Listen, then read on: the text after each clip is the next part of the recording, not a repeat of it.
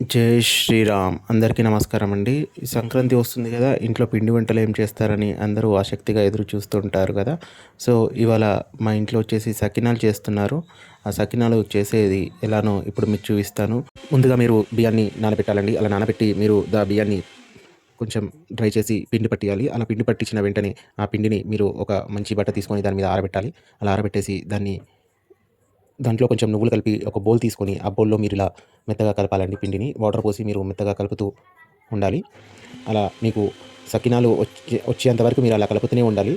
అది ఎప్పుడైతే వస్తుందో అప్పటిదాకా మీరు కలుపుతూనే ఉండాలి. అలా కలుపుతూ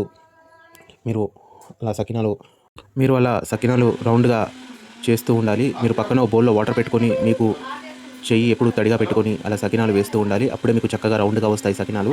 అలా సకినాలు వేస్తూ ఉండాలి. అలా వేసినప్పుడు మీకు తీసేటప్పుడు కూడా జాగ్రత్తగా తీయాలండి. లేదు అంటే సకినాలు విరిగే ఛాన్సెస్ ఉంటాయి. కాబట్టి మీరు సకినాలు తీసేటప్పుడు కూడా జాగ్రత్తగా తీస్తూ ఉండాలి.